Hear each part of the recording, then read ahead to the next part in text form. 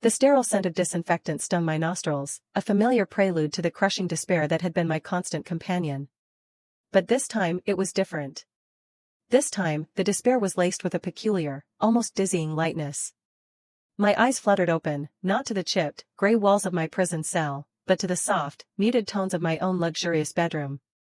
Sunlight, a forgotten luxury, streamed through the silk curtains, illuminating dust motes dancing in the air. Panic, sharp and cold, seized me. Had I dreamt it all? The betrayal, the public humiliation, the cold steel of the handcuffs, the echoing clang of the cell door, the slow, agonizing descent into oblivion within those unforgiving walls?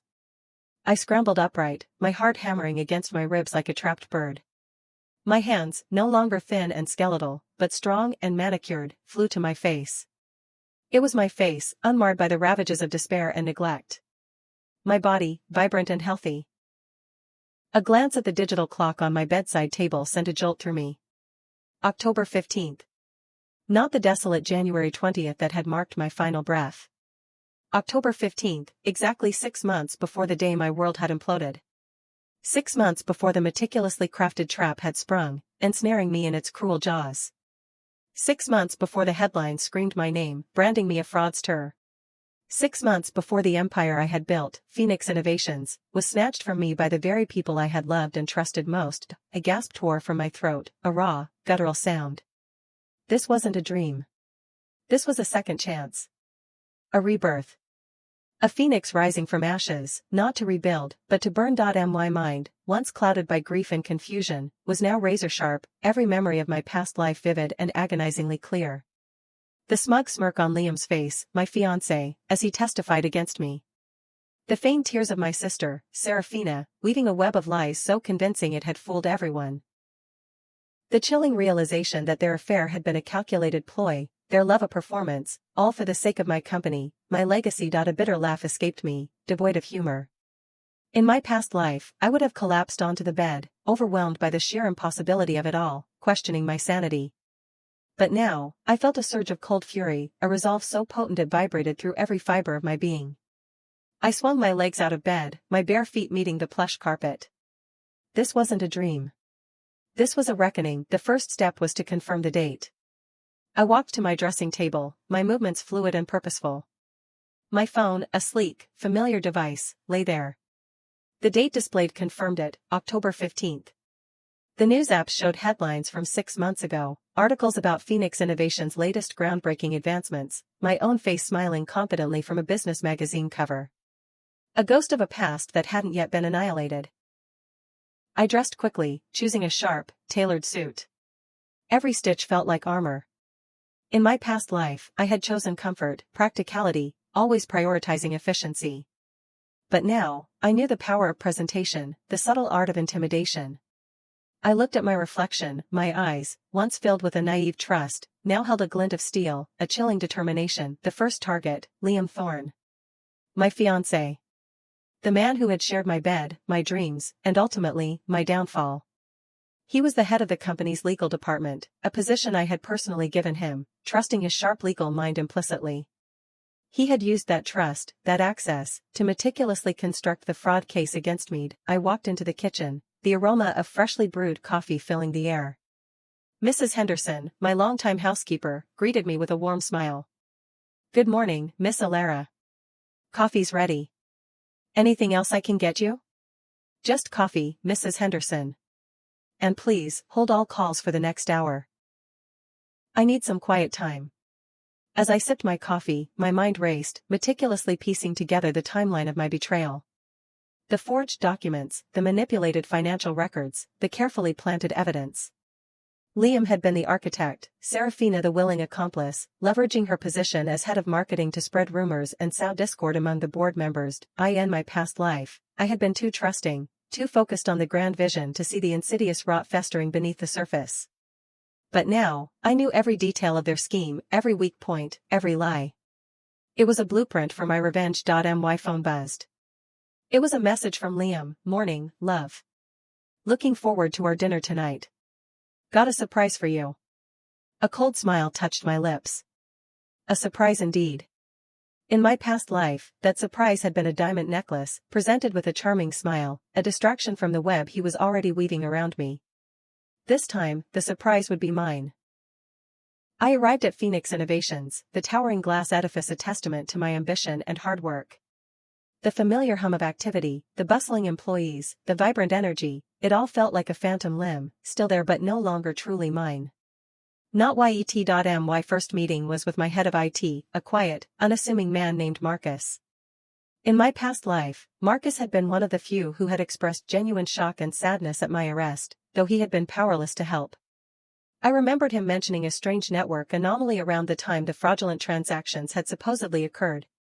A small detail, easily dismissed in the chaos, but now, a crucial piece of the puzzle. Marcus, I began, my voice calm and authoritative as I sat across from him in his office.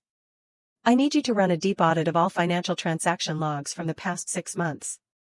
Specifically, look for any unusual activity, any unauthorized access, any anomalies, no matter how small. Marcus nodded, his brow furrowed in concentration. Of course, Ms. Vance. Is there a particular reason for this? A preemptive measure, I replied, my eyes meeting his steadily. With our upcoming merger talks, I want to ensure our systems are absolutely impenetrable. No stone unturned. In my past life, I would have hesitated, worried about appearing paranoid. But now, I knew that paranoia was a luxury I couldn't afford. It was a necessity. Next, I called a meeting with my board of directors. A carefully selected group, some loyal, some easily swayed, and a few, I now realized, subtly manipulated by Liam and Serafina. I needed to sow seeds of doubt, to undermine the trust they had in my betrayers before the grand reveal. Gentlemen, ladies, I began, my voice resonating with confidence. As you know, FIANCE Innovations is on the cusp of a major expansion. With this growth comes increased scrutiny. I've initiated a comprehensive internal audit across all departments, particularly focusing on financial integrity and data security. I expect full cooperation from everyone. Transparency is paramount. I watched Liam's eyes flicker, a tiny, almost imperceptible shift. He was good, I had to admit. His poker face was almost flawless. But I knew the telltales now. The way his left eyebrow twitched when he was calculating. The slight tightening around his mouth when he felt cornered. Serafina, seated beside him, offered a saccharine smile. A wonderful initiative, Alara. Always good to be proactive. Her voice was smooth, innocent. A viper cloaked in silk, I smiled back, a genuine smile that didn't reach my eyes. Indeed, Serafina. Especially when dealing with matters of trust. The subtle emphasis on trust was for her benefit, a silent warning I knew Serafina wouldn't yet comprehend. Over the next few weeks, I moved with a quiet precision, like a predator stalking its prey. I spent hours in my office, poring over old files, emails, and financial statements, cross-referencing every detail with my memories. I discovered subtle discrepancies, seemingly minor inconsistencies that, in my past life, I had overlooked. A forgotten email from a disgruntled former employee hinting at suspicious activity. A casual conversation with a junior accountant about an unusual payment authorization. In my past life, surrounded by the illusion of loyalty, these small red flags had been dismissed as trivial. But now, I knew they were breadcrumbs, leading directly to the heart of the conspiracy. I also began to subtly shift my inner circle. I started delegating less to Liam, assigning critical legal tasks to other members of his department, citing his heavy workload with the upcoming merger. I gave Serafina more responsibilities, but with tighter oversight, requesting detailed reports and frequent updates, making it harder for her to operate in the shadows. My childhood friend, Lena, was the only one I truly confided in. Lena had been my rock in my past life, the only one who hadn't abandoned me, tirelessly working to prove my innocence even when all hope seemed lost. Lena, I said, my voice hushed, as we sat in my apartment one evening, a bottle of wine between us. You're not going to believe what I'm about to tell you. I recounted everything, the rebirth, the memories, the chilling details of the betrayal.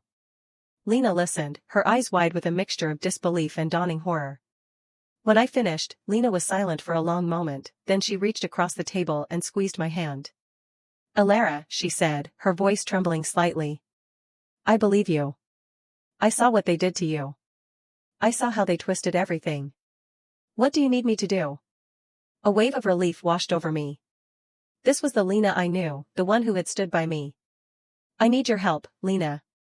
I need someone I can trust implicitly.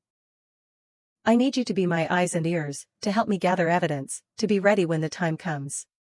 Lena nodded, her jaw set. Anything. Just tell me. Our alliance was forged in the quiet determination of revenge. Lena, with her sharp mind and unwavering loyalty, became an invaluable asset. She helped me cross-reference data, track suspicious communications, and even discreetly gather information from employees who had been unknowingly used in the scheme. One afternoon, a surprising call came through. It was Julian Vance, CEO of Zenith Corp, Phoenix Innovation's biggest rival. In my past life, Julian had been a formidable competitor, a man I respected but also viewed with a healthy dose of suspicion. Our companies were constantly vying for market share, our relationship a polite but intense rivalry. Ms. Vance, Julian's voice was smooth, deep, and confident. I understand you're initiating a comprehensive internal audit. An interesting move, given the current market climate. My guard immediately went up. How did he know? Word travels fast, Mr. Vance. We believe in proactive measures. Indeed, he chuckled, a low, pleasant sound. I've been observing Phoenix Innovations for a long time. Your company is a force to be reckoned with. And frankly, I've always admired your tenacity, Ms. Vance. Flattery will get you nowhere, Mr. Vance, I said, a hint of amusement in my voice despite myself. Perhaps. But a mutually beneficial alliance might, he countered. I have reason to believe there's something rotten within Phoenix Innovations, something that could jeopardize its future. And by extension, affect the entire industry. My heart skipped a beat. Could he know something? Elaborate, Mr. Vance. Let's just say I have my own sources. And my sources indicate a potential internal threat, a calculated attempt to destabilize your company from within. I've seen similar patterns before. It's a dangerous game. In my past life, I would have scoffed, dismissed it as a rival trying to gain an advantage, to sow discord. I would have been too proud, too independent, to consider an alliance with my biggest competitor. But now, I knew the value of strategic partnerships, the power of unexpected allies. And what would Zenith Corp gain from such an alliance, Mr. Vance? I asked, my voice calm, masking the tremor of excitement that ran through me. Information. A stronger market position. And perhaps, the satisfaction of seeing justice served, he replied, his tone serious. I'm offering you a lifeline, Ms. Vance. A chance to not only save your company but to turn the tables on those who seek to destroy it. Think of it as a strategic partnership, a temporary truce in our rivalry, for a common enemy. A common enemy? Indeed. A threat to the integrity of the industry as a whole. And a personal affront to a brilliant mind like yours, Ms. Vance. I considered his offer. He was sharp, perceptive, and clearly had his own intelligence network. An alliance with Zenith Corp would give me unparalleled resources, legal expertise, and a powerful ally in my fight. It was an offer I couldn't refuse. Meet me tomorrow, Mr. Vance. My office. 9 a.m. Looking forward to it, Ms. Vance. The next morning, Julian Vance walked into my office, a commanding presence.